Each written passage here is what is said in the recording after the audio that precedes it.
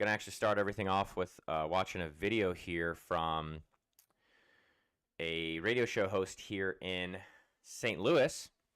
He's talking to a man talking about, I'm right wing for sure. Far right. And we're going to be watching a radio interview here about Christian Zionism and what this man saw at the national religious broadcast. So very, very interesting to see. Let's go ahead and get everything. Let's see if I can get this working on TikTok. Thanks for everyone joining in. We're going to be watching a radio interview here, and then we're going to get to let's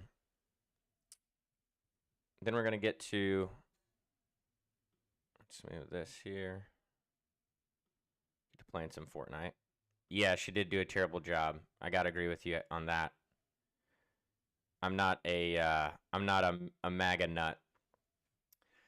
I voted for Donald Trump, but what he's doing now is not, in a lot of the Republican Party, is not what we signed up for when we voted for President Trump. There's so many things that are not happening that he promised us. Today, I just saw a video, for example, of Tom Homan saying that they're pulling out of Minneapolis, and folks like myself would say we don't need to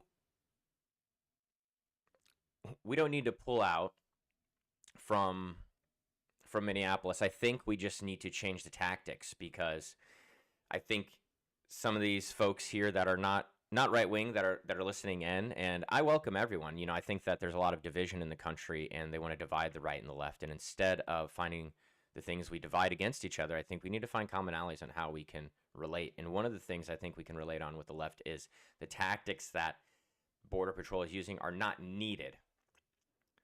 I think that they've shown time and time again that they can arrest illegal criminal aliens, and I think crossing the border, this is my opinion. We don't have to share this opinion, but if you cross the border illegally, you're a criminal. And I think that they've deported plenty of illegal immigrants without taking to the streets, harassing people. Now, I don't think that protesters need to be physically assaulting ICE officers. I think there's a peaceful right to protest. You know, and the more I find out about Alex Pretty, I don't think he was doing the right thing, but I also am a big believer in Second Amendment rights. That's just part of what I believe, and so I appreciate that. Fat Chris, sorry, that's a funny name. PH Fat, though, means you know, that's the cool fat. But that's some things that I think that a lot of people can relate on, whether you're right or left. I think we can come together on this idea that there's ways to go about things that don't have to be so divisive, and that's part of the uniparty.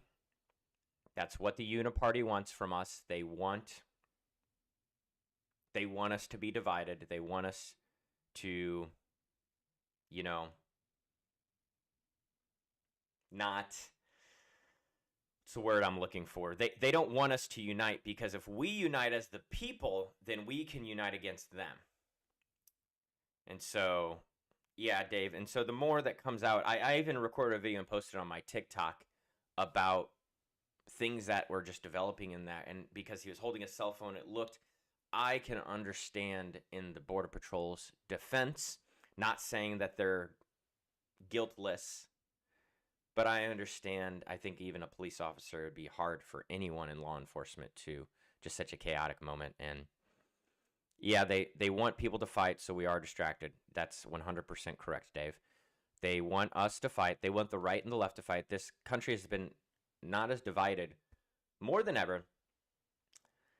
I even just recently was on a radio interview talking about the difference between Catholics and Protestants and how it was so divisive there. Let me turn off this for TikTok there.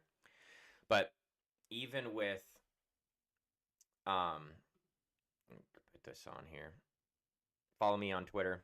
If you're not, go check out my X. You know, a lot of stuff the left wing is not going to necessarily like, but I'd appreciate any feedback that you have. I always love to hear from different viewpoints, because I want a holistic view and a holistic approach to politics, as many people don't think or don't have a holistic approach. Even my own Republican Party where I live, there's a lot of things that I don't align with them on. I was just at a meeting the other night because I'm running for local office that they invited me to speak at.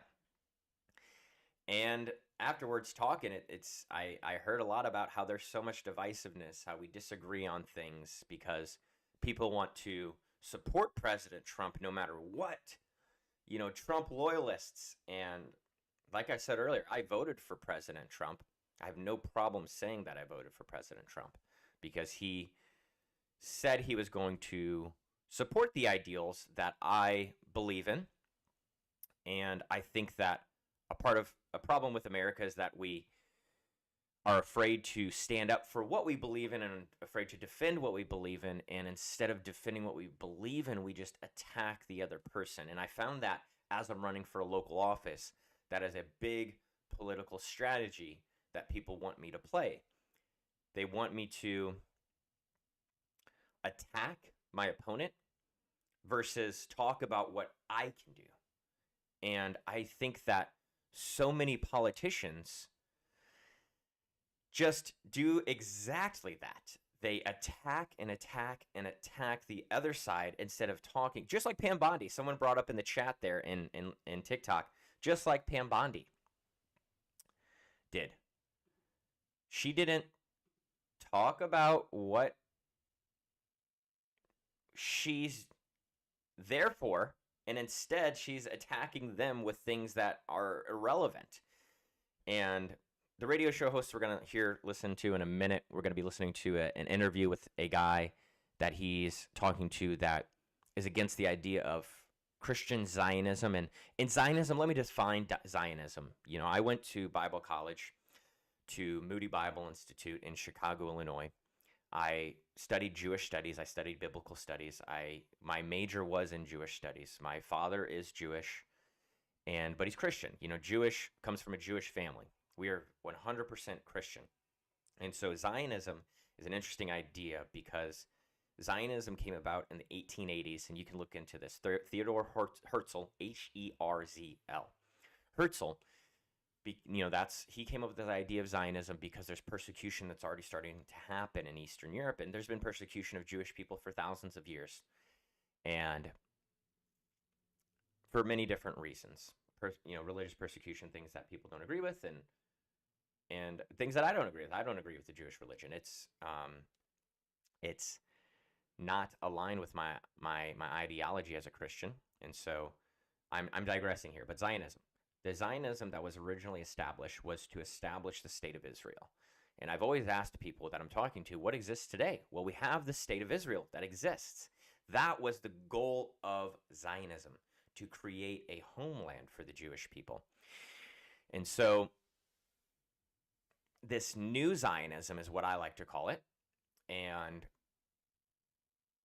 got to be careful on TikTok now that, you know, who owns TikTok, but this new Zionism is this idea that they are continuing to push forth into the West Bank, and then they, you know, parking lotted Gaza, and they're trying to extend those borders, even though most Israelis, if you ask an Israeli citizen, that's not an ultra-Orthodox, which, by the way, if you don't know, most Israelis are not Orthodox. They are not Orthodox. They are secular. And so if you ask them, the average Israeli, they're not going to support the idea of Zionism and building these settlements in the West Bank. They're not going to support that. And so Benjamin Netanyahu and the current Israeli government does not represent the people. And I'd encourage you, there's a great, yeah, exactly, Dave. This is where I'm going to leave it. A great documentary is the BB Files on Prime Video. I'd highly recommend going and watch that documentary. Yes, exactly, Fat Chris, exactly, Dave. I appreciate you guys' support. I see that you guys just followed me too. Thank you so much for that. I really do appreciate that. You know, the support does mean a lot. I just reached 100 subscribers on YouTube. Reached just 100 followers on TikTok. I've only been posting for a couple months. And, Charlie Kirk's assassination was one thing that really pushed me to start speaking out about my political views, my political opinions, because I am a Christian. I believe that Jesus calls us to stand up for the country that you live in. There's plenty of biblical evidence for that. I think that in First Peter, an argument I made the other day when I was talking about Catholics versus Protestants, is a great example in First Peter. In there, talks about honoring the emperor. And so I think a lot of conservatives, when Joe Biden was president, they weren't honoring the emperor, as Peter would say. And I don't think Joe Biden was an amazing president. I don't really have anything great that I can point to that Joe Biden did per se. But I don't think that means we need to degrade him. I think that you can absolutely point out truth and facts without dishonoring the emperor, as Peter would say, the apostle. And so I'm learning more. I'm still learning. I've made plenty of mistakes, and I'm still evolving myself in how do I communicate these views in a way that isn't gonna further divide. And so I appreciate everyone's support who's watching, and I, these folks that are on the left that are saying that it's a breath of fresh air. I see that in the chat, and that's what I'm trying to do. Is I'm trying to be a breath of fresh air from the right, so that people can, my beliefs are pretty far right. I think, I believe in deportations, but I also believe in legal immigration, and so that's the thing that is really interesting. And I think that we need a moratorium on legal immigration until we get things figured out. But I don't think that we need to stop immigration. I think that the whole idea of America comes from the original immigrants. And so, as you can see, there's this politics and understanding these ideas of geopolitics and how they affect our life is a complex thing. And it's not one you can't just... you can't just say, oh, it's definitive. I think that as you're growing and as you're learning, it's okay to say you're wrong. It's okay to admit when you're wrong. And it's okay to say, hey, I was wrong about that, but here's what I've learned from that. And so I've rambled on long enough. I could ramble forever. I think accountability and integrity is the most important attribute a leader can have, is what Dave says. I completely agree. Transparency is one of the things that I actually run for on my local office here is transparency for the local government. So rambled enough. I wanted to watch this interview. I don't know how long it's going to be. It probably couldn't be longer than 30 minutes. There's also going to be commercials that we'll skip through from the because it's a radio show. Wrong display. There we go. But let's check out what this guy has to say about Christian Zionism. I'm very interested. I can, but I can't see your face. I don't know what's going on. Yeah, I don't get all out. Let me log out, log back in. For some reason, I think another program was using my video. I'm so sorry. No worries. Right there. Let me know if you guys can hear them well. So I'll finish up with Bondi. What did you think, Dan, of that conversation where she is secretly recorded, where she says, the reason we have not released all of these is because it's men having sex with little babies. Or with little kids, little children, I think she said. Little kids or little children, something of that nature. The video? Yeah, I can understand why they didn't release that, but why would you not go after the people that were in that video that were having sex with the little kids? Exactly. I mean, every one of them should be arrested. I don't care who's donor, who's this, who that is, or whatever. If you're a pedophile, you should be in prison. Exactly. That's it. Exactly. Now, Marjorie Taylor Greene is going out to all of her podcast friends, and she is saying that Donald Trump told her when he got mad at her for pushing forward the release of the Epstein files. She is going out there on podcasts, and I've been paying attention to her. She is saying that when Donald Trump screamed and yelled at her, eventually calling her a traitor, what he said he was doing was protecting friends of his. He goes, you're going to get a lot of my friends in trouble. Now, whether that's true or not, it's out there in the public arena now. And if you're a Marjorie Taylor Greene fan, if you believe in Marjorie Taylor Greene, I'm not one of those people necessarily, but if you are somebody who believes in Marjorie Taylor Greene, now that's implanted into your mind. Again, it's so much information, just like Barack Obama said. There's going to be so much information in the public square, you're not going to know what to believe. And that is a form of propaganda. You just don't know what to believe because the public square is flooded with information. Is that better with my mic? And I think we're Can you guys living hear in me that better? new era. And I cannot imagine what it's going to be like with AI, Dan. I cannot imagine I'll turn that the them down a little people bit that too. have run all of Right. these different cons and scams on the American people, $39 trillion in debt, doesn't feel like there's a lot of Perfect. Thank you, security guys. for anybody that's young right now. Climate change, COVID, endless war, Okay, great. OBS is cloud looking seeding, good.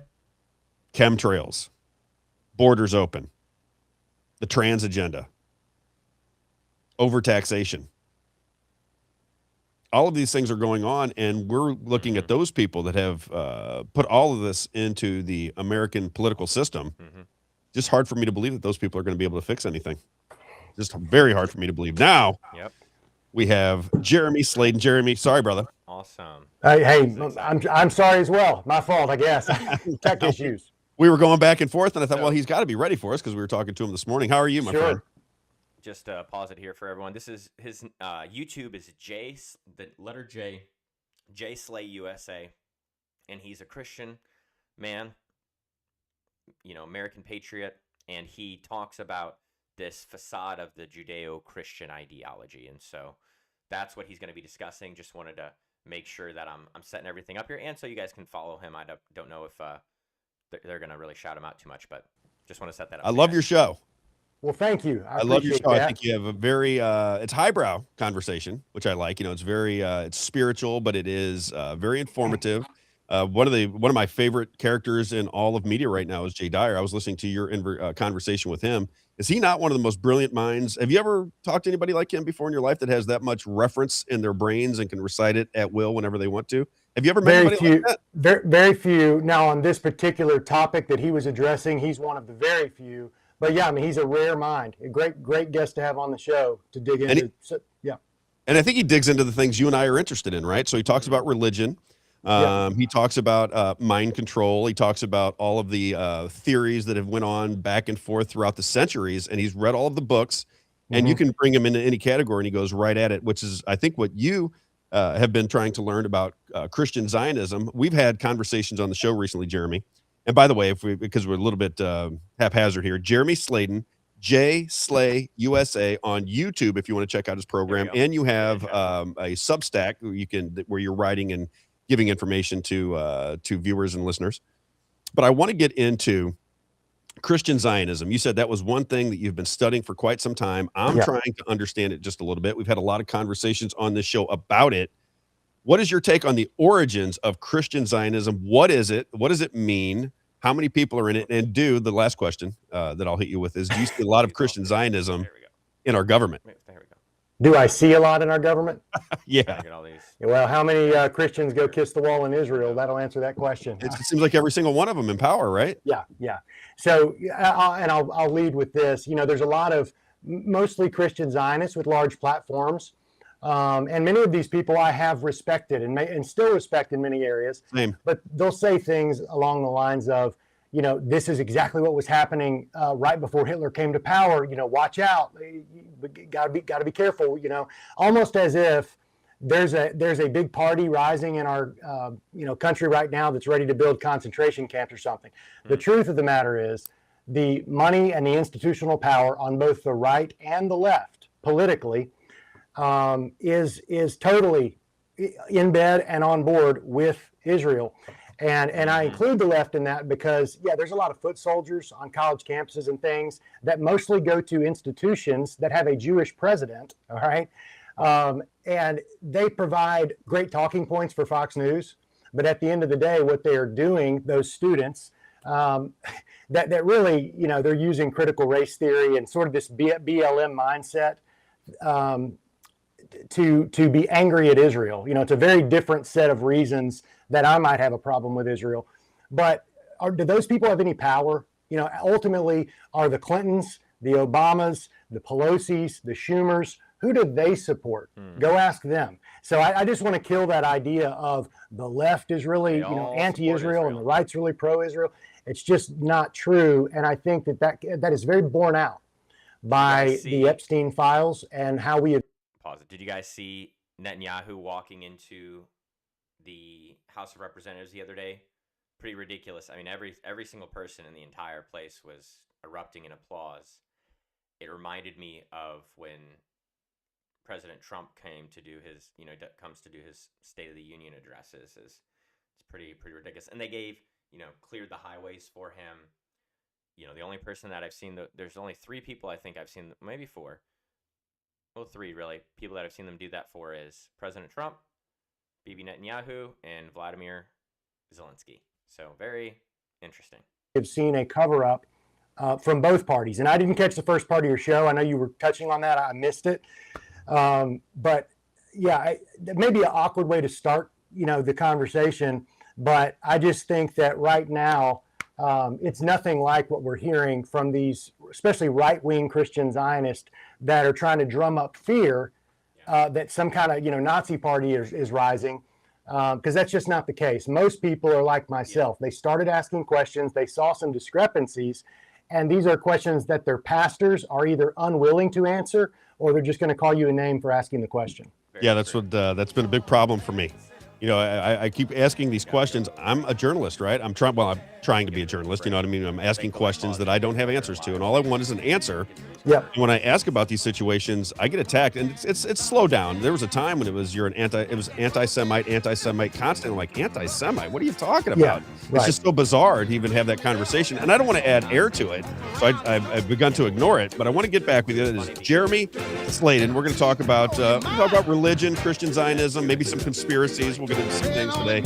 Don't go anywhere. Dan, Jeremy, and I will be right back. World and the bigger forth this morning. You said this. They really take time to gather their information.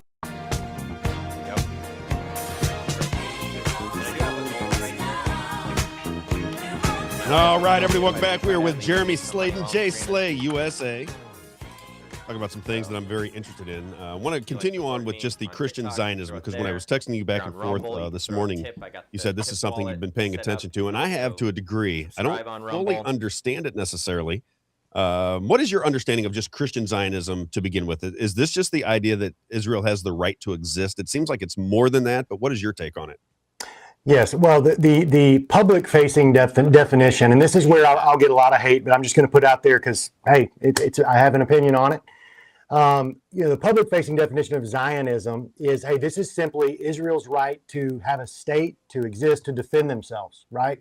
And if that was all that it was, I think most people would be just fine with that. But then when you dig into the history and you see patterns and you see false flag attacks that are provable, we'll talk about the King David Hotel here in a few minutes, but you learn these are things that I'm not being taught at church. These are things I'm not being taught at USS school. Liberty. And they were massive moments. They were highlights. If you were making bullet points of the founding of the nation state of Israel, you would hit these bullet points. But yet there's a dishonesty about what we are going to give to the people in their education, at their churches, on a sanitized level. And so the majority of people would say, yeah, it's just about Israel defending their own borders and the Jewish people to have a state. What I think it is we're going to get what we want and get the hell out of our way, and we'll blow you to bits if you don't. Now, it does feel that way. What's that? It does feel that way. Yeah, they've got to be careful about how they do it. Now, somebody like Dennis Prager, he's going to say, listen, yes, we do have an amazing military and Air Force and equipment, and we could have taken out all of Gaza if we wanted to. We could have nuked Gaza. Well, the thing is, you don't want to nuke Gaza because then you can't build Trump's and Jared Kushner's smart city there. You'd have to wait for the radiation to go away. Jeremy, just real quick, though, this is something, I can't get myself in trouble for this as well. They're telling us they're doing that. This isn't like us making it up. I mean, they're talking about this openly. They want to build condos in Gaza. They're talking about the smart cities. They're doing commercials on it. Yep. And hardly anybody knows anything about it. I just find that so crazy. I get uncomfortable talking about it because you just don't want to get constantly pounded by people who think that you're either making up stories or controversy. Got to rant, right? Just as soon as they announced that Board of Peace, I knew something was very suspicious. I knew it was suspicious. I said, this does not smell right, does not sound right. there's no way that they're just creating this outside board without any um, alternative, motivations, I would say. Yeah, gave a sales pitch about at Davos. Exactly. That's what really started turning the, I guess, the wheels in my head, you could say, for lack of better terms. But I said, hey, as someone, even, someone who, like I said, I voted for Donald Trump. I'm a registered Republican. I'm pretty far right in a lot of my ideologies. If you really sat down with me, you'd say these are my, you believe pretty far right.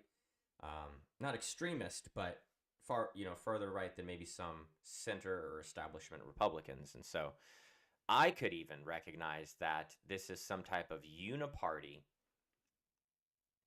tactic, ploy. Who knows? What are they trying to do? I don't know, but I knew something was suspicious, and I had talked about that on one of my live streams because it was, I think, the same day I was streaming when I came up with that. Thanks for the gift. Thank you so much. Alchem, is that how you say it? Appreciate that. Thank you so much. Yeah, the ridiculous nature of the Board of Peace. And then they revealed that sales pitch with all the pictures. Maybe we'll look at some pictures here, but I mean, they're smart. It looks like, the thin city that they were going to build in, what is it, Saudi Arabia, I think, or Dubai or something.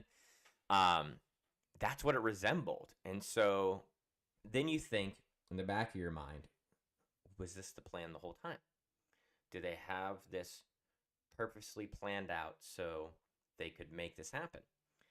And a lot of Israeli citizens, and again, I'm on TikTok, and so we've got to be super careful, but a lot of Israeli citizens believe that Netanyahu, not necessarily that he was involved in October 7th, but that he didn't act as fast as he should have acted, and he let it happen so he could stay in power. And that's why I said, go watch that documentary on Amazon Prime, The BB Files. No one really talks about it. It's not going to come up on your main page there on Amazon Prime, but you can search for The BB Files, and it's a great, I think it's an unbiased look. I don't feel like anyone's coming from the left or the right in their opinions when they're just reporting the truth.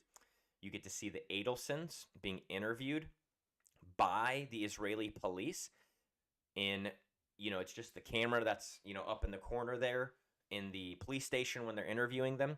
And so they're revealing things that they never think is going to come to the public light. So it's very, very eye-opening, especially if you are what I call the new Zionist. You want to build settlements, you want to destroy Gaza. That's the new Zionism, because the original Zionism, as we were talking earlier, is to establish a state of Israel, which exists. And so I don't understand. I really don't understand, because when I was calling myself a Zionist, when I went to Bible college and I would argue with people, my idea of Zionism was that I believed that Israel had the right to exist. Just the right to exist. I think a lot of people in the world, not everyone, there's so many people in the world that would agree that Israel has a right to exist, but I also believe that Palestine has a right to exist, and I believe in a two-state solution. Now, you can get into the nitty-gritty, and I've studied it very extensively, of the two-state solution and who has denied it, who's proposed it, all these different things. I think a gift just came in. I'm so bad at this, guys. I'm just learning this TikTok stuff. Thank you so much. I think a gift just came in from someone. Thank you so much. I wish there was, does it not show up on here? Maybe it does. I don't know. I'm still learning all this stuff, guys. But thank you so much for that. Yeah, this new Zionism, it's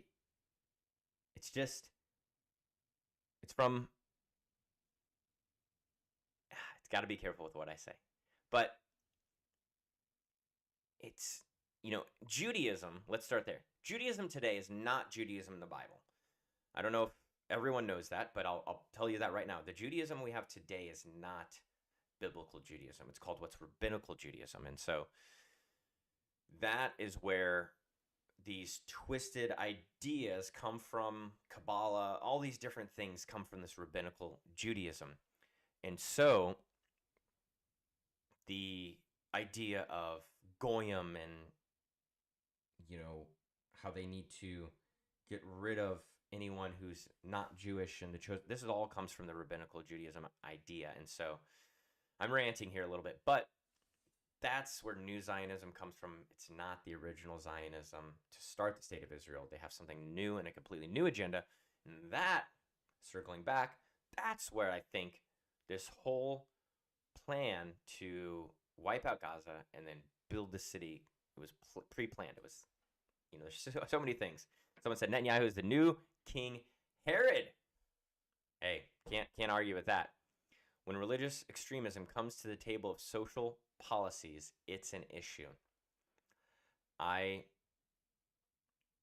can agree in a sense with that, especially with the Israeli government, because the reason, and you can watch this in the Bibi Files if you don't already know this in that documentary, but Bibi couldn't hold power in his current party, and so he had to go to the far-right extremists and get them, because it's a parliamentary system there in Israel, and he had to get their support from the ultra-Orthodox and the Orthodox sects to support him to become the new prime minister. Yes, Dave, please check it out. It's very, very eye-opening.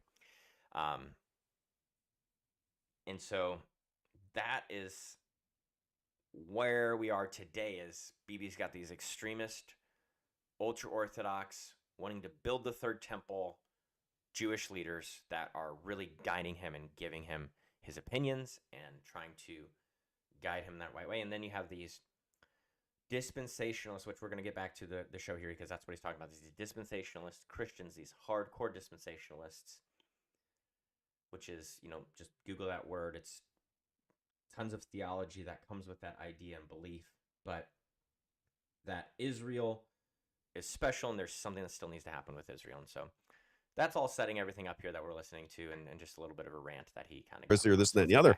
But Jared Kushner's talking about it open to everybody. I mean, it's they're doing commercials. Notice, like those are earth-shattering conversations in terms of what people's worldview, especially Christian people.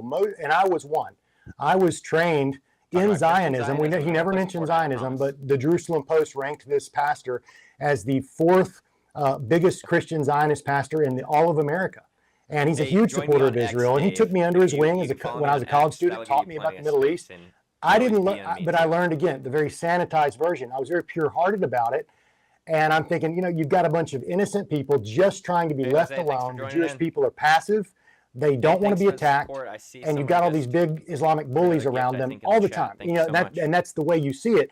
So when something contradictory like Kushner's interview, or when you hear Bezalel Smotrich, the finance minister under Netanyahu, say, this has been a long-term plan, and the plans by some of the best people have been on Trump's desk for a long time in terms of what we're going to do with Gaza. And he'll say the demolition phase is complete. Now he's brazen, and that is a very Orthodox, Kabbalistic, Talmudic worldview that I was taught nothing about at church. So to get this thing to work, you have to keep the Christians and the general American public pretty darn naive, and you have to get them to love and fear for the destruction of that land or those people, so much so that when they do hear something that contradicts their worldview, as you mentioned, they turn away from it quickly. They don't want to hear it. They don't want to see it. Now that is changing. That part of the reason I was late today is there's a little older than a normal baby boomer, but he is a massive Christian Zionist, and he loves me because he loves my politics. But at the same time, he's been completely befuddled by the things I've been saying. And I thought I'd never hear from this man again. Wow. But he said, Jeremy, I want to go to breakfast, and I want to understand, because you said some things I just can't square with what I'm hearing at church. And I said, sure, let's do it. And we had a wonderful conversation this morning. There is no hate involved in the conversation. There's simply truth. And I think that if the Christian intellectual people and the Christian pastors, they'll often say, especially Christian apologetics, hey, we're not afraid of questions. Everyone. The truth should never be afraid of being questioned, because it's got a firm foundation to stand on. Thanks for joining. But yet, when I've asked these questions directly to people I know, I either don't hear from them, or I'm called a name, or there's just a slow cooling off, where I have no access to the people anymore. So it's like, what, to me, that's a bit of a red flag. I don't want to talk too much, but you said, what are my thoughts on Christian Zionism or Zionism? It's a dual layered thing. On the one hand, you've got the public facing definition, which has worked for a long time. On the other hand, you have an awakening happening about what it really is. And I think the two best places to look at to see what it is, look at the writings of people like the first Prime Minister, David Ben-Gurion. What did he say about the Palestinians in the land? He said, if I was Palestinian, I would fight us all day long, because ultimately we're just taking their land. You know, he said that. Mm-hmm. You have to look at events like the King David Hotel bombing, which this older gentleman that was with me today, he loves Israel, goes there all the time with his pastor. He'd never heard of the King David Hotel bombing. Most people haven't. But that bombing became a game plan. It became something they realized, we can do this over and over. And because we control the media in both Britain and the United States, especially in the mid 40s, we can control the messaging. And I'll just tell your audience very quickly, it was just before 1948. Palestine was basically the controlling body. Britain was the controlling body in Palestine at the time. They were managing the tensions. They were allowing a certain amount of Jews to come into Palestine every year, which they kept breaking the rule on that. So it was kind of had it up to here with both sides, right? They sort of wanted out, but they weren't moving fast enough for the Israelis. And what later became the IDF was the Irgun, all right? And the Stern Gang had some involvement, but they dressed up as Arabs. They went to the headquarters of the British intelligence in Israel, which was the King David Hotel. They shoved a bunch of bombs in there, dressed as Arabs again, blew it up. You know, you can find pictures of this. It's a huge bomb that was blown up in this building, and it killed around 100 people. I don't know the exact number, but it was probably somewhere in the range of 80 to 90 British, and then maybe a dozen Jews and a dozen Arabs. And why did they dress up as Arabs? Why would they do that? False flag. You know? False flag. They needed it to be blamed on Arabs, but at the end of the day, a year later, they get what they wanted. You know, Britain moved on. They got out. They gave Israel the land, but that became a pattern. And Jeremy, do you think this is a group of people in that area? Because I know a lot of Jewish people. Like, I don't know where you're from, but I'm from St. Louis, and my father went to U City High School back in the 60s. It was almost all Jewish. So I was raised around Jewish culture, Jewish people, Jewish family members.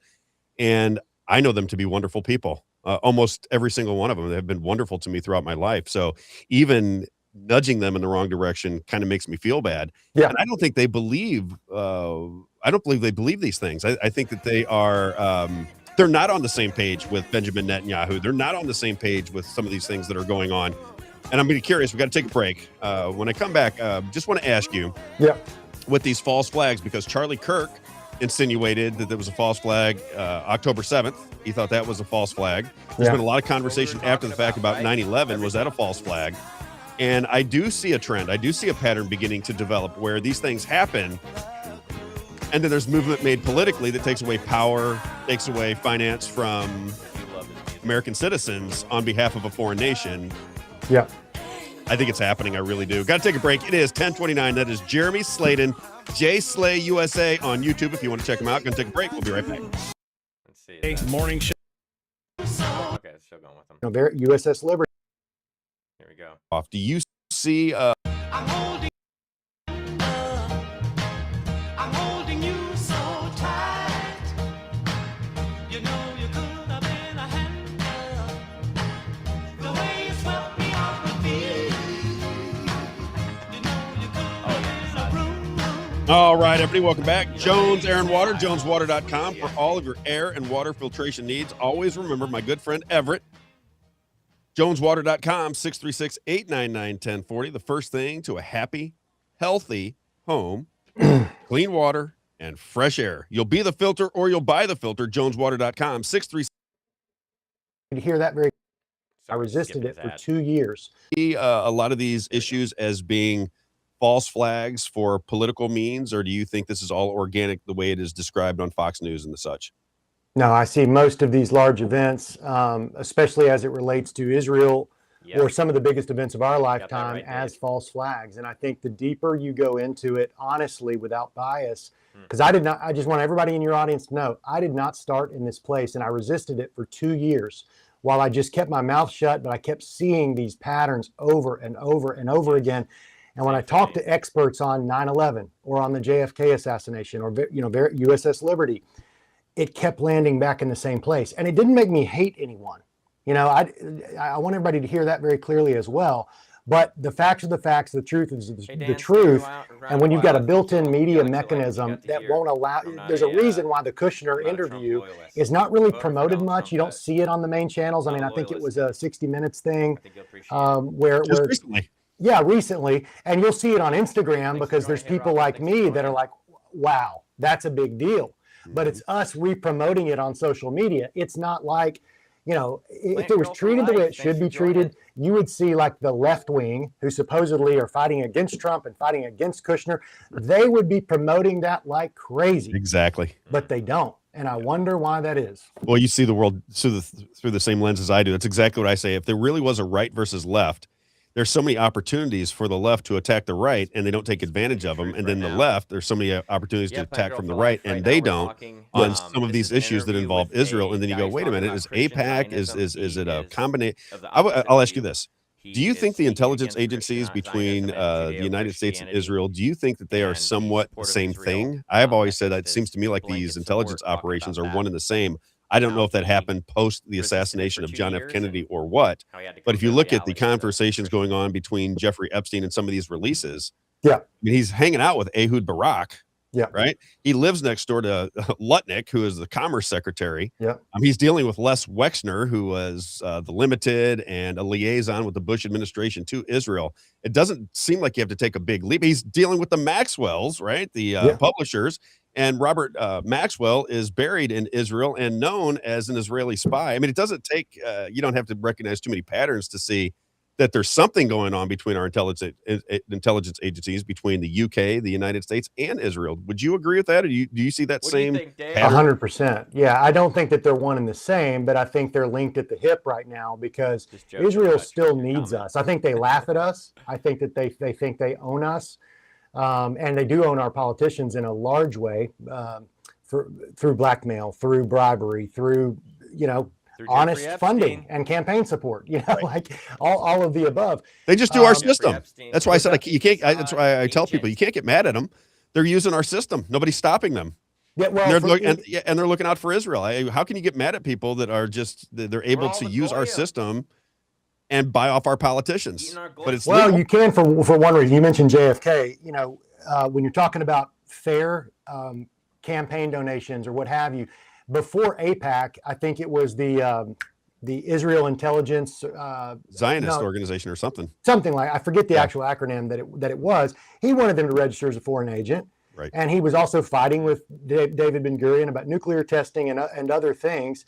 And he ends up dead. Then all of a sudden, LBJ gives them everything they want, and they never have to register, and they take on the name APAC.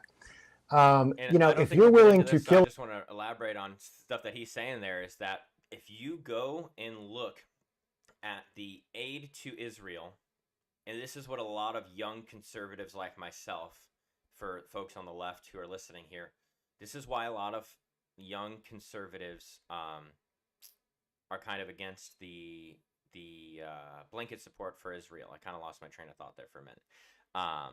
What was he talking about? kill a president, and LBJ, that's right. And so if you go look, you can see after World War II, the state of Israel is established, and then there is economic development support that comes out from not only the US, the UK, other places as well. But around the 60s, Six-Day War, things like that, LBJ, like you're saying, right? That is when it shifted, and instead of economic aid, we started giving them military aid. And then over the course of the years, in the 90s, Israel reached really, I guess you could call it economic independence in a sense. They're thriving enough to support themselves. I think someone's giving me a gift. Again, guys, I'm still learning this TikTok stuff. I'm so sorry. I just see some stuff popping up here, just like flashing on my screen, and so I think that's what that means. I don't know, but it's distracting me too. So the LBJ, and so if you go and look from the 90s until now it's 100% military aid that goes to the state of Israel. It's no economic aid. We're just sending money for missiles. We're sending missiles over there.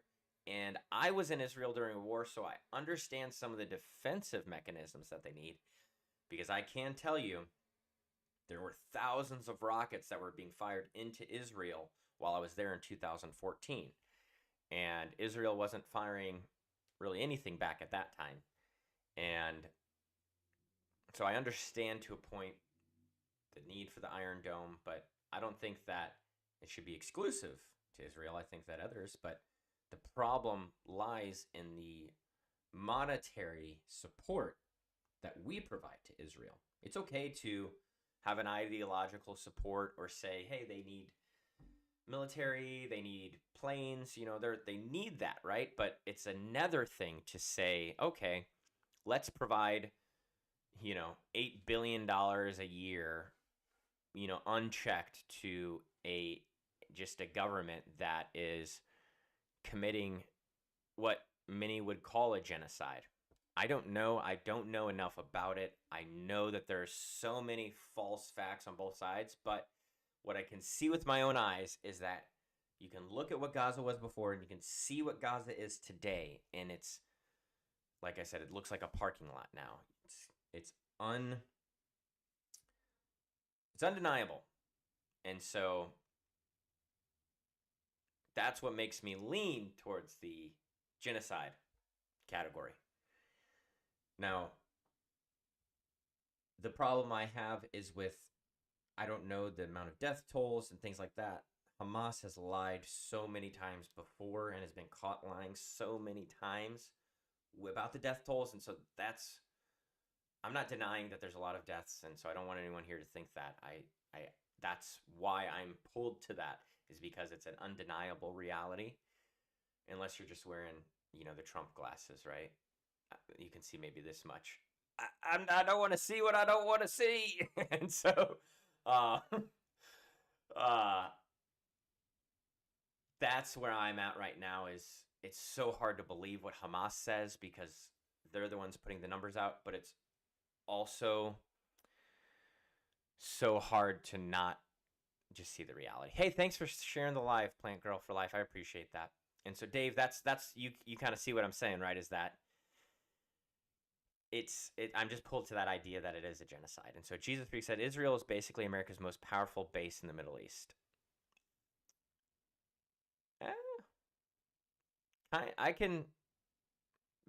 I think maybe they might be.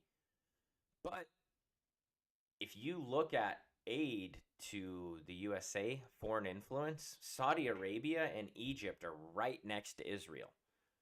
Sometimes Saudi Arabia gives more to politicians than Israel gives. It's just that that AIPAC is not registered as a foreign agent. Saudi Arabia is, and Egypt is, and all these other Arab countries are. But they do give and have massive military bases in the Middle East, not just in Israel. So lots going on. I'm going to get back to the interview. And while we're listening, I'm just going to step out and grab some, oh man. Something's going on outside. Sounds like there's a big fire happening. I'm going to play this interview. I'm just going to step and grab some water. Be right back. You can get away with it. Like, I'm going to be angry about that. And so, yes, maybe like it's above board in terms of money changing hands, but it's almost like, okay, you're willing to kill our president and you've proven you can get away with it. Like, with help from the inside, though, Jeremy. Yeah.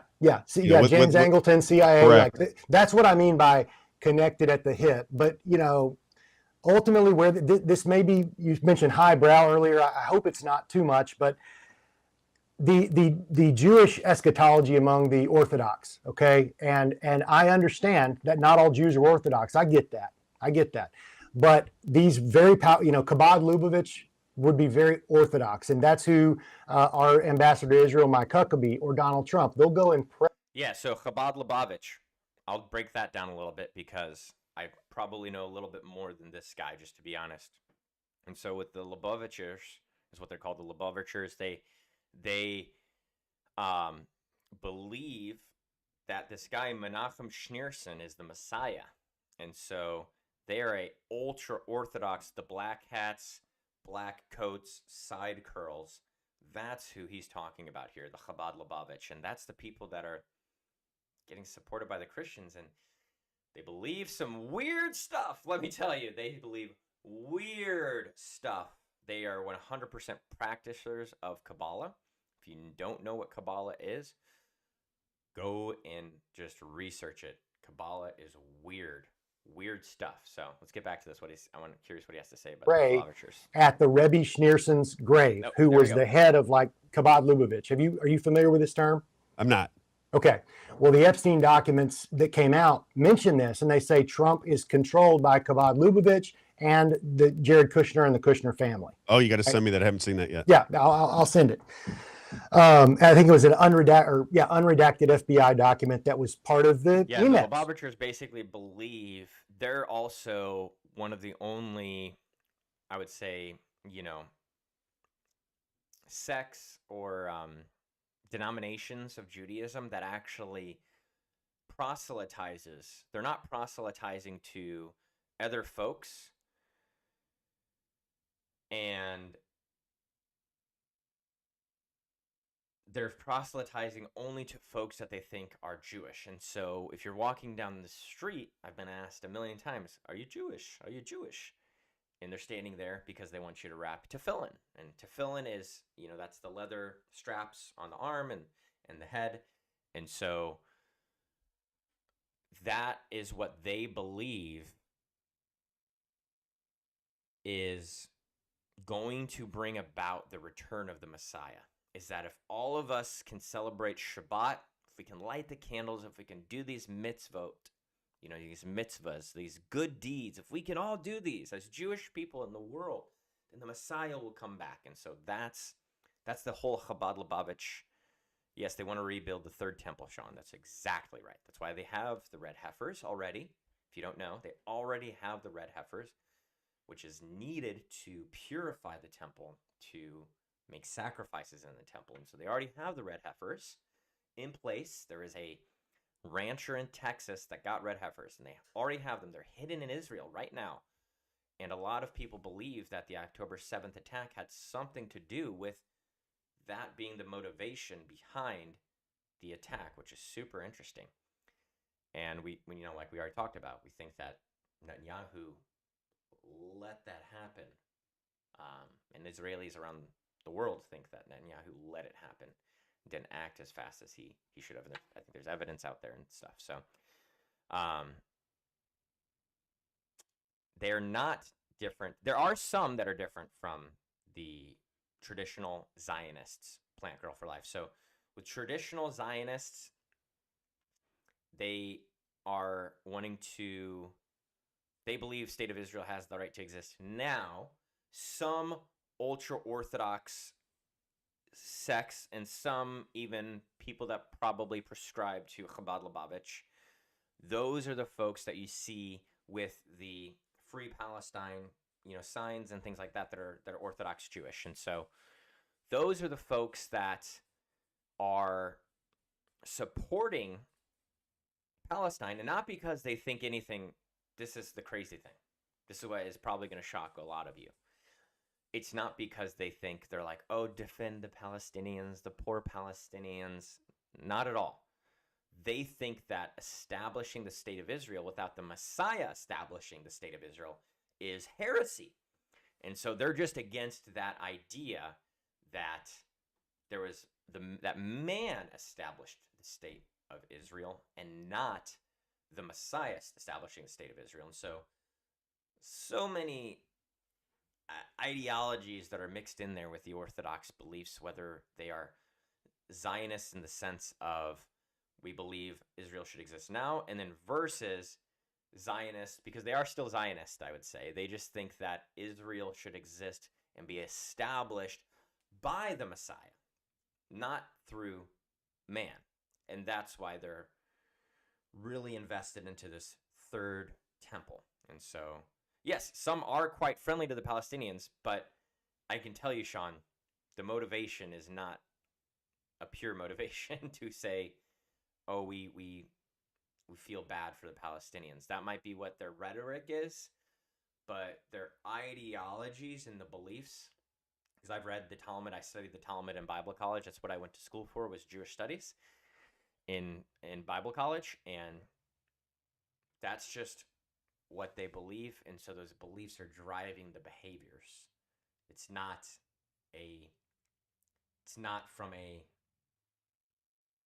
sense of having pity or feeling bad. It's the motivation is behind that the Messiah should establish the state of Israel. And so that's their motivation in supporting the state of Palestine, and is really just to oppose the state of Israel being established by man.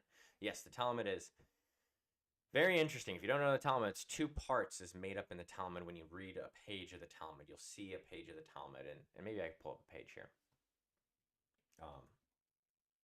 just to give you an example. And so here, let's pull this picture up.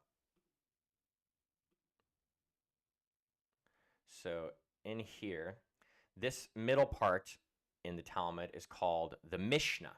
This is what they believe was the oral law. And so the Mishnah is the main part of the law that was written there. And then all the writing around it is commentary from rabbis, and that's called the Gemara. And so the Mishnah is the middle part, and the Gemara is the outskirts.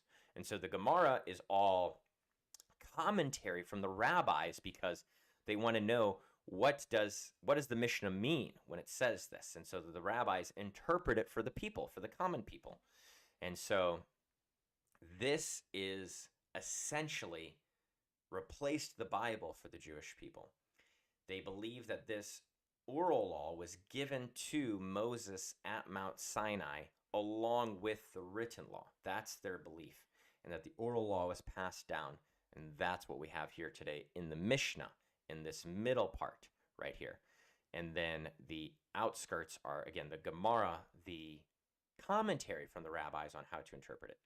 So it's not necessarily commentary on the Torah. The Talmud is the walking out of not just the Torah. There's other made up laws that are within the Talmud because they don't have the temple.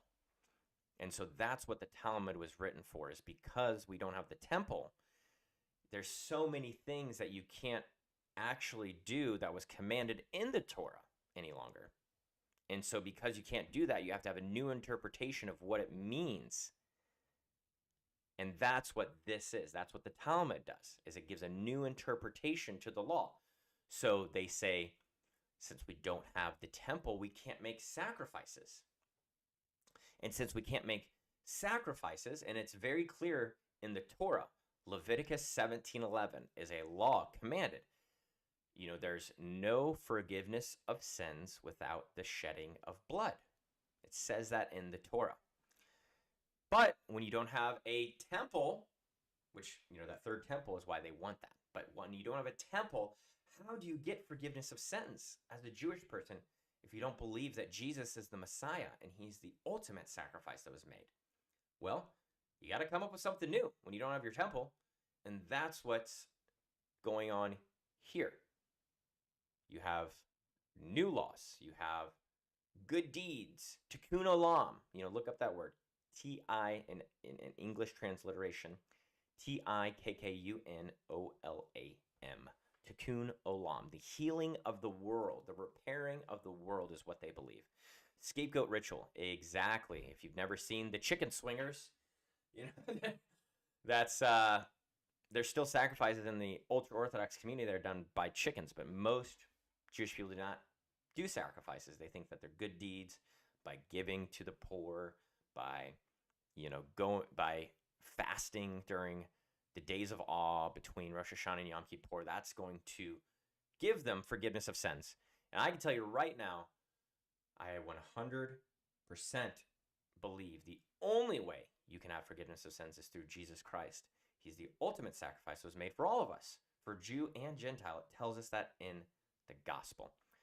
Yeah, that's, I see your reaction there, Plant Girl for Life. Exactly. It's like, oh my gosh, and the problem with Judaism is that there's so much, it's so, not secretive. That's such a, it is secretive in a sense. It's just that if you're not in it, you don't know. And so that's why I like to educate a lot of people and a lot of Christians on what it is, because just like this guy's trying to educate on people, Zionism is not necessarily a great Christian idea. So let's get back to the interview. Sorry for my digressions. Oh no. Oh no. We'll get back to the part. Sorry, guys. This opens you up to a Cooling. I'm ready. Let's see. Yes, Milikowski or whatever. Yep. But the thing is, like, I know what your caller, and I say this. Tree. And Here we go. top dollar. Not to mention your home will be advertised with Able Hire a Team.com. Let's make your next move your best move. The real you, somebody in the.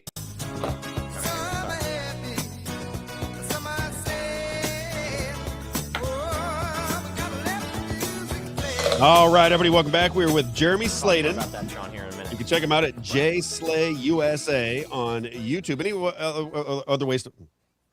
I'm stuttering all of a sudden, Dan. What's going on with that? Holy cow.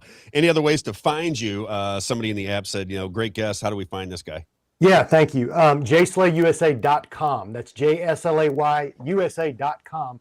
That's where I put my best efforts, my deepest dives, and have unredacted things that I can't put on YouTube. It will lead you to my Substack page, which that's going to have articles, news stories, videos, interviews, the whole thing. So I prefer people to go there. Have you been in your mind, just, your gut feeling, are you being censored a little bit anywhere? Oh, I started this whole gig during COVID, and the censorship was crazy at that time on a broad amount of topics. Election integrity, you could get censored. COVID, you could get censored. Critical race theory, BLM stuff, you could get censored. So I went through I'm probably censored and shadow banned at some level now, but I barely noticed because it's nothing. I mean, I lost 3 YouTube channels during COVID because I had like Peter McCullough on my show, who was, an anti-narrative guy. Right. Things like that. And honestly, I just wasn't smart enough. I was a bonehead, and I kept bringing on these controversial guests. So did you think, because I went through the same thing, Jeremy, Yeah. that's why I think I relate to you. I had the same thing going on. I was kicked off of everything. Even when I left podcasting and went into radio, the first show that I did on radio, the organization that I was working for put it out on YouTube. And then the second show that I did, it was taken down. I'm like, I can't talk. I mean, the things that I find interesting are being taken down. And that leads me to believe that I'm touching on some things that might be true, because I always say, if you're being censored by having a conversation about controversial topics, then I want to know why I'm being censored. Who is censoring open conversation in this country? And I went through the same thing as you. I was talking about election integrity. This is before the election of 2020, right? So I'm having the conversation. I said, this election is going to be stolen. I mean, good Lord, look what they're doing. How could you not see that this election is going to be stolen? And then when it was stolen, all my everything, Facebook, YouTube, Insta, all of it went down. Parler, I was on Parler there for a while. Yes. And then when I started talking about vaccines, they had kind of squashed it a little bit when I was talking about elections. But then when I started talking about vaccines, I'll never forget, it was episode number 30 of my podcast. Everything went away. Yeah. It went from thousands to 100 overnight. Yes. And it was just completely gone. I'm like, wow, I can't talk about vaccines, because what I was talking about, Jeremy, was I said they're going to mask and mandate vaccines. And I said that way before anybody else, just based on, it's a whole long story, but I kind of sensed that it was coming. And that is when they said, no, you're not going to talk about vaccines on our platforms, and just got rid of it. And the scary part is you're listening to people like Bibi Netanyahu talking about censorship. Right here in the state of Missouri, if you do business with the state of Missouri and you do it for over $100,000, this is crazy. You must sign some form of a loyalty pledge to say that you will not boycott any businesses from Israel. And I look at that, and that doesn't affect many people, right? You're only talking about a handful of people that affects. But it's the premise. The premise is that we are siding with businessmen from Israel over the people that live in Missouri who want to do business in their own state. Yeah. And that is something that people Wild. should have to pay attention to. I think it's in 38 states now, and it's Wild to growing and me. growing and growing. Now they're putting forth legislation. A friend of mine just sent it to me yesterday, right here in Missouri, that says if you whatever they determine to be anti-Semitism, you can't talk about it in schools or colleges. So if we want to have a conversation about anything that applies to Israel, that whoever these people are determined is anti-Semitic, you can't even talk about it anymore. That's right. Yeah. Doesn't that make people just stand up and go, wait a minute, this is a free speech country. It is the Yep. First Amendment to our Constitution. And if somebody is squashing our free speech, maybe we should pay attention to the people squashing our Yep. free speech. Isn't that just natural for Americans to consider? 100%. It's interesting how ironic it is. You remember back in 2022? Yeah. So if you're The critical- watching, there are clauses being put into state constitutions that say you have to pledge loyalty to Israel.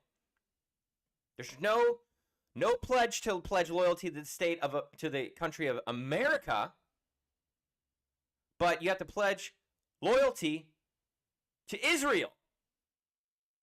I hope you're listening right now, Larry Ellison, on TikTok. That is ridiculous. I'm an American citizen. My passport is from the USA. Unreal.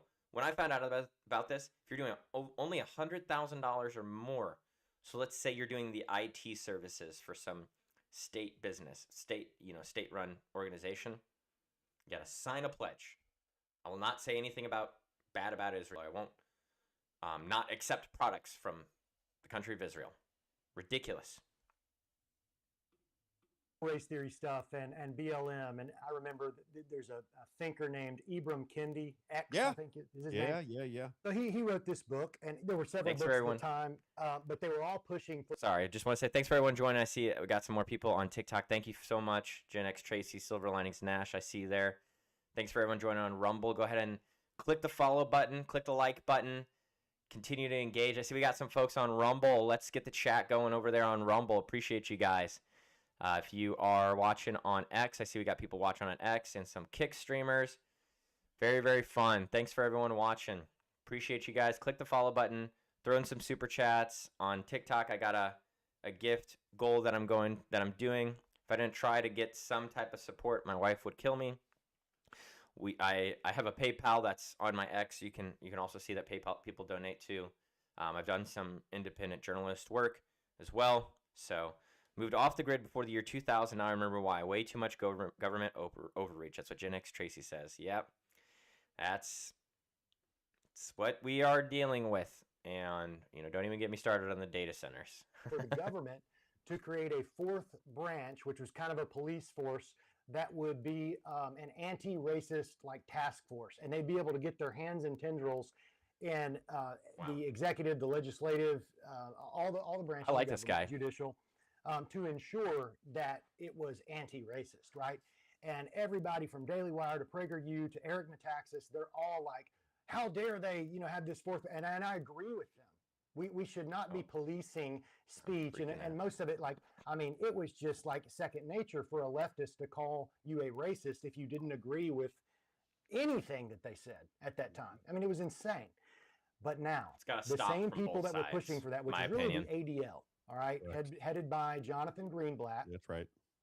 probably a dual citizen. Right now, you've got Trump's people and Let's see. church Let's people find. Let's see if he is. linking up with him. He's bragging about writing Sunday school curriculum now, and they're talking about creating this same task force that you're talking about, that Ibram Kendi was talking about. It's just that the minority group has changed. So apparently, it just depends on which BLM are you? Are you about that one, or are you about the anti-Semitism one? Right. And my friend Carrie Prejean Bowler, No confirmation. She was appointed by Trump, very strong conservative, to be on the Religious Liberty Commission that Trump put together to Thanks for protect following me, free Tracy. speech Appreciate that. for pastors and thought leaders in the religious space in America. That was a great interview too, by the way. I saw that one as well. Thank you. She told me, she's like, they're probably going to can me because I'm going to not play along. I'm going to speak my mind. And her big question that drove everybody up the wall, because she was the only non-Zionist, being we just approve of everything Israel does, including their wars and expansions and all that. She was the only non-Zionist on the panel. And she simply was asking the question and pushing on it, saying, are you saying that if I'm not supporting the moves of the government of Israel or not supporting of Zionism, that means that I'm an anti-Semite? And they were dancing around the question. And finally, one of the Jewish leaders was like, yes, if you're anti-Zionist, you are anti-Semitic, which is that IHRA definition. That's what they've been pushing for. That's right. And the next day she wakes up and has a notice that she has been let go from the commission, which I don't even know if the guy, Lieutenant Dan Patrick, if he actually has that authority, because Trump appointed her, not him. But they got rid of her. Yeah. That is Jeremy Sladen. Good conversation, my friend. I'll be in touch with you soon. I think we have a lot of things to talk about. Jeremy Sladen. Okay, I think this will be the USA. end of the interview. Let's see. Check him out. Gonna take a break. Dan and I. Yep. Okay. So that's it. That's the end of the interview, and I'm glad it is, because I just pulled up this clip that he was talking about. Let's see if we can get that on there so that people on TikTok can see. Oh, dang, that's the picture. I thought I was pulling up the clip. Let's see here. Oh, man. What's this lady's name? Carrie. Okay, so let's search her name. Bowler.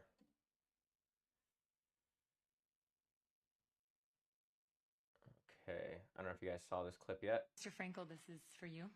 You described very painful experiences at UCLA, and I take that very serious.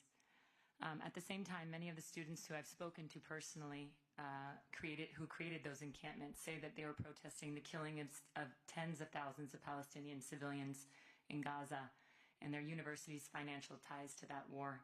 So I need to ask you, in a country built on religious liberty and the First Amendment, do you believe someone can stand firmly against anti-Semitism, including what you experienced, and at the same time condemn the mass killing of Palestinians in Gaza, or reject political Zionism, or not support the political state of Israel?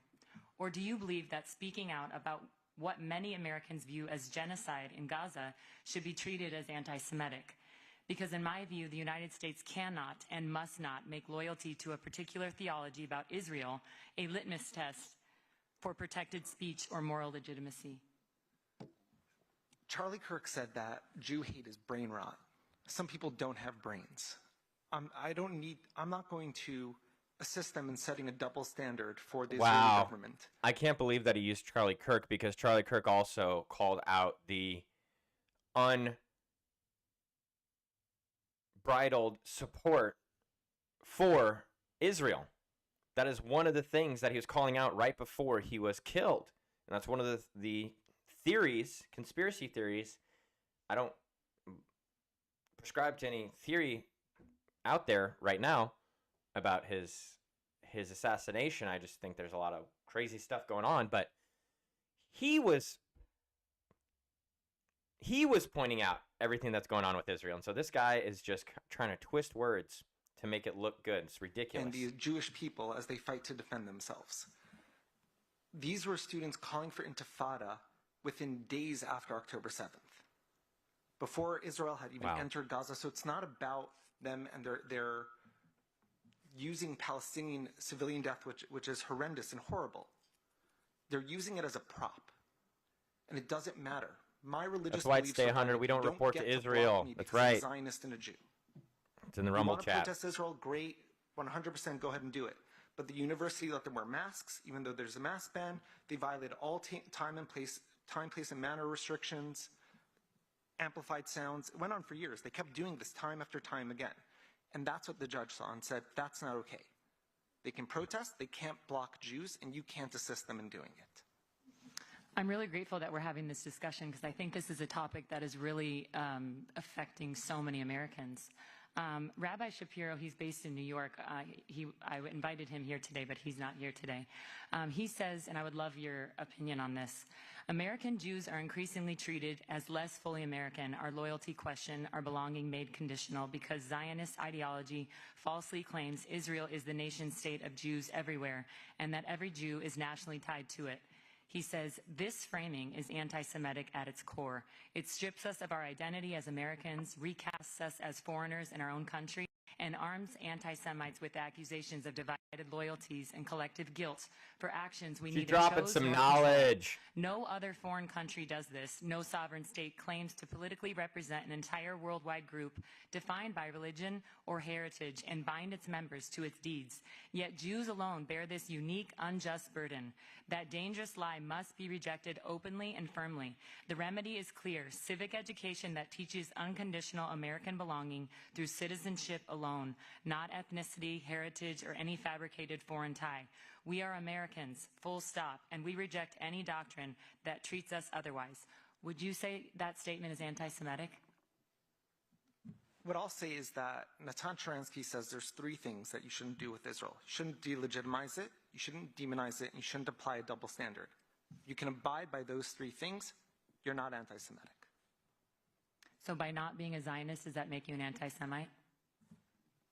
I don't think you need to be a Zionist to support a country that defends itself and is free and religious in a hostile neighborhood.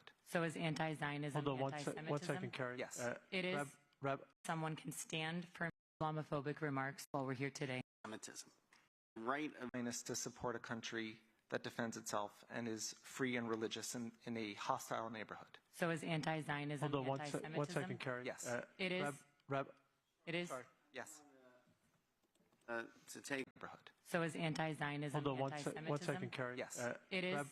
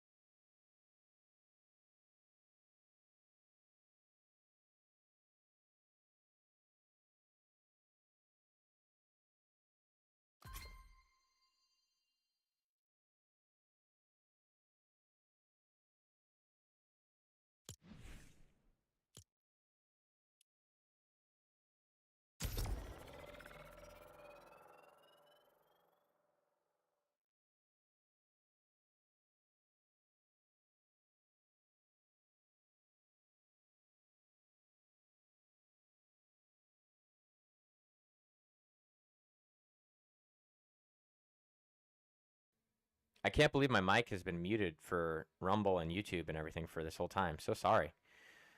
Man, I can't believe that. That is a rookie move. Rookie move. Thanks for joining, though. If you're joining on Rumble, join on YouTube, like the stream, subscribe on YouTube, follow me on Rumble, follow me on TikTok. So thankful for everyone who's watching. Thanks for the support. This is awesome to talk with you guys today. Thanks to my wife for letting me have some time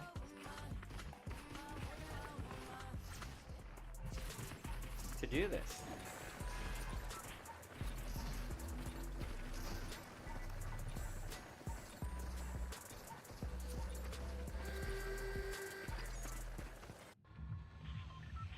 Cool beans.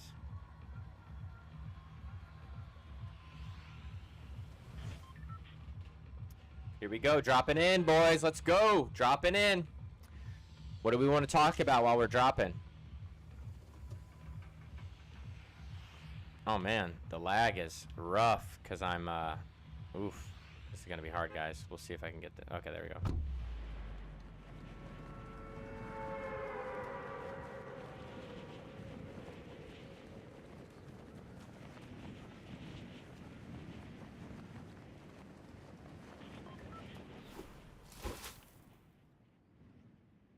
Okay, let's see how that does.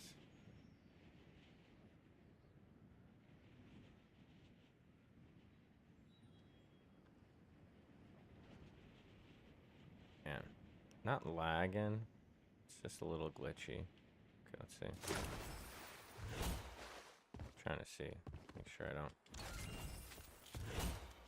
Yeah, oh man, gold Vindy, let's go. What do we need? Got gold rocket, gold shoddy. Okay.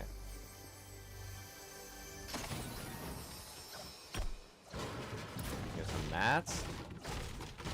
Check out this gold Vindy. All right, guys, what do we want to talk about? Throw something in the chat. I got the live chats here pulled up next to me from all of the streams. Just let me know. We're talking politics, talking all kinds of stuff. Let me see if I can turn down this stuff there. There we go, so it's not so loud on Rumble.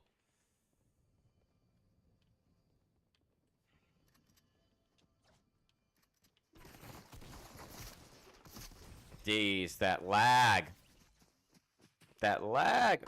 Let me change this back to... I changed a setting on my... Let's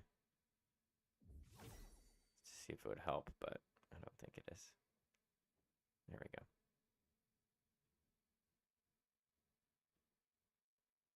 Play again. Thankfully, it's a video game. We get to go again. Try again.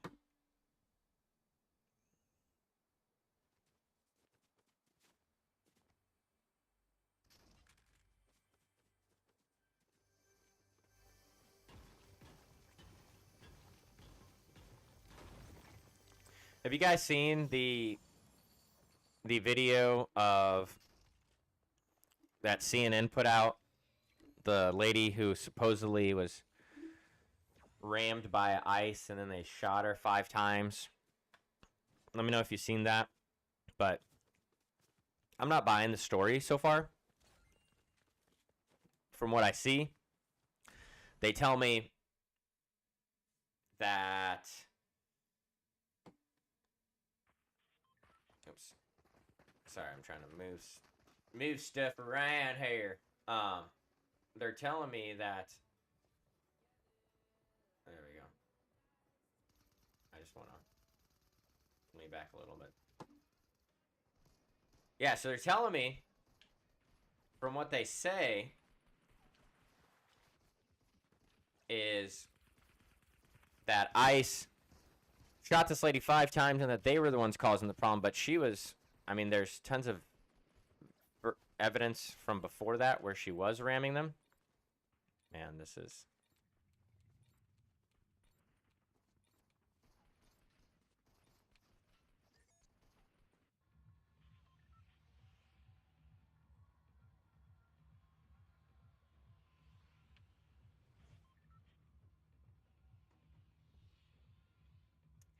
What I need to get is like a HDMI splitter. I think I have one, so then I can get another screen here. Because I'm just playing on the OBS window, but I want to get a gaming. I have 2 more monitors. I just need to set up, make it easier. Oh, okay, so now I'm getting this freaking... I'm understanding this thing. This gift thing. On TikTok. 500 likes on this TikTok live. Oh my gosh. What the heck? That's crazy.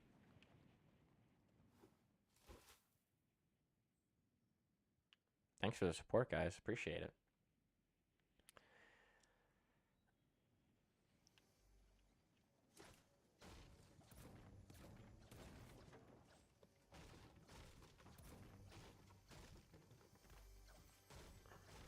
Someone's trying to drop in on me. We ain't gonna have it. Oh, let's go.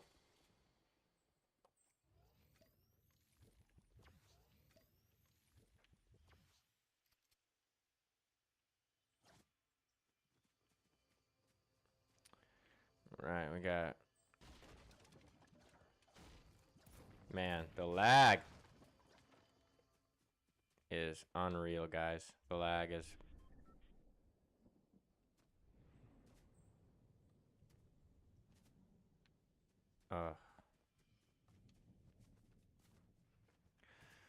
Ooh, I don't know how much longer I'm going to be able to play.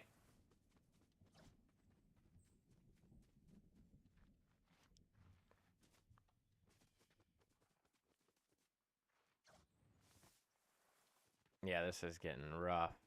This is getting rough.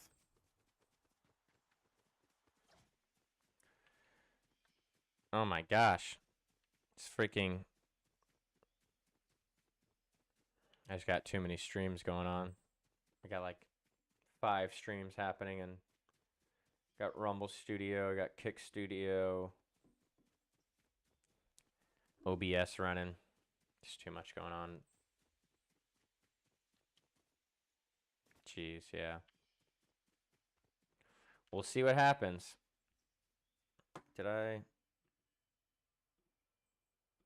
Let's see. Let's change this property here.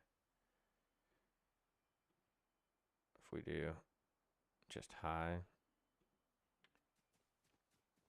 Is that better? A little bit.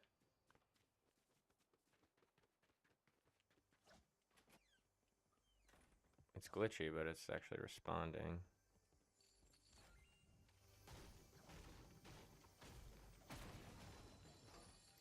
Man, this is a terrible match for it to be so glitchy on, because I gotta... Getting a great loadout here started.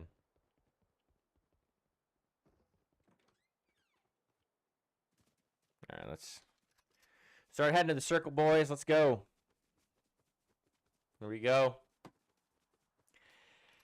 Let me know, and let me know in the chat what you want to talk about.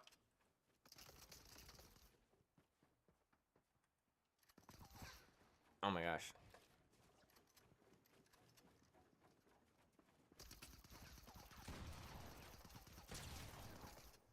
The lag is, wow.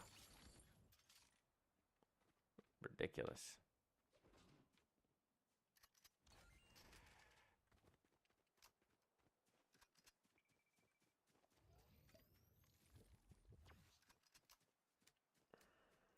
All right. Let's see. Got someone watching on Kick. What's up? Just started streaming to Kick recently. Not really investing a lot over there, but I thought I'd just start streaming over there. See what's up with the kids.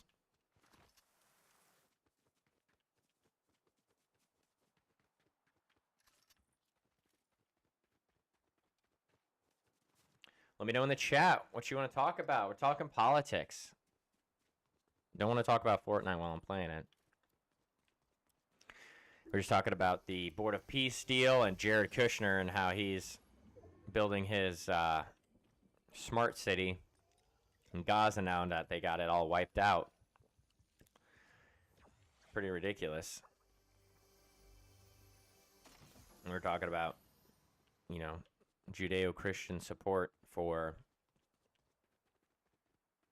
this new Zionism, which is pretty crazy. I call it new Zionism. What's this? Ooh. Are you kidding me? Just out in the open like that. All right. Man, this is a hard, let me tell you, this is a hard match to be playing where it's so glitchy, but do it for the people. Do it for you. You, the listener, the viewer. Where is the...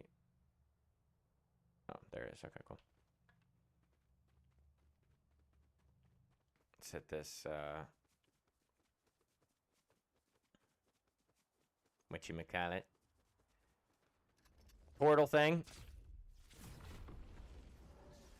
I don't get to play Fortnite that often anymore. I used to love playing Fortnite a bunch. And then I had my beautiful baby daughter up there. You can't see it on TikTok, I don't think, but beautiful baby daughter. And she deserves all my time. So I've been just hanging out with her a bunch. Not playing as much Fortnite, obviously, and she's with my wife today. They're hanging out, doing some fun stuff. Mommy-daughter day. Mom said we could play some Fortnite, so she's taking care of the little baby. And we got another baby coming. If you're watching on Rumble, everything you can see here. Got a little baby boy coming in a couple weeks. My wife's pregnant, so very, very, very excited for little baby boy. Oh man, here comes the storm.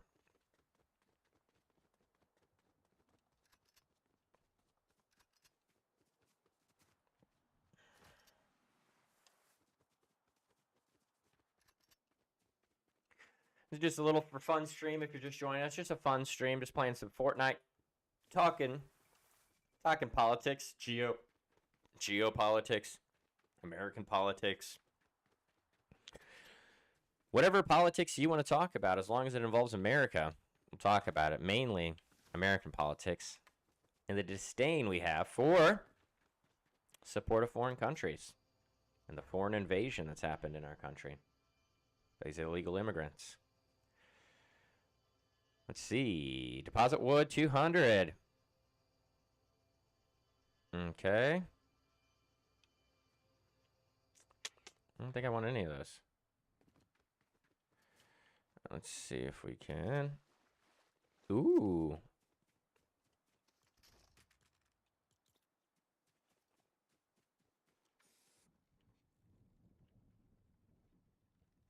Here we go. Oh, passing.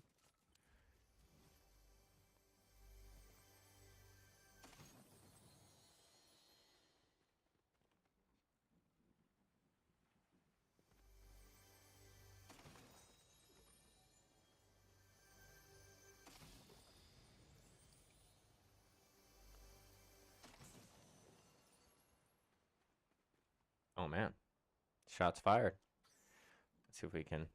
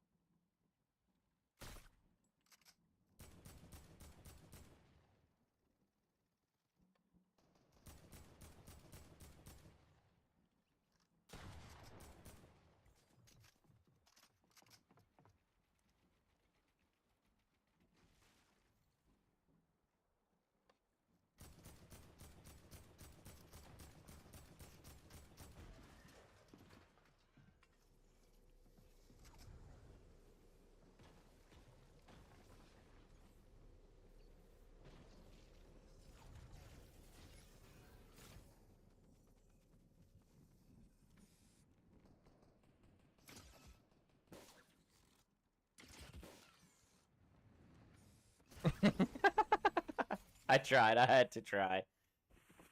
Oh, man. Woo! Wow. Wow, wow, wow, wow. We've been streaming for almost 2 hours now, and the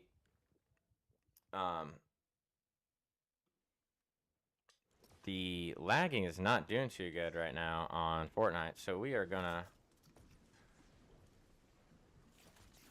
I think turn off Fortnite. Keep chatting if we want. Talking politics like we were. But I think it's lunchtime. People are probably out and about doing their own thing. So we are gonna stop the stream for now. Appreciate everyone who joined in. Looks like we got some people still joining in on TikTok there. So thank you so much. So grateful to everyone who joined in on the stream today. I will see you soon.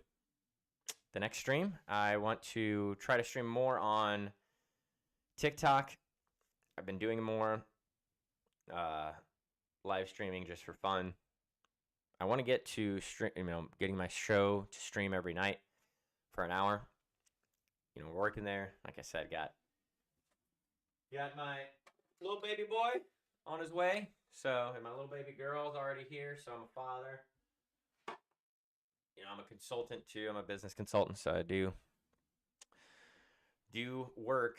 My wife and I own a business as well, and so got a lot going on, but had a lot of support from folks who want to see me do this more and be in the media spotlight, I guess you could say, and just start pushing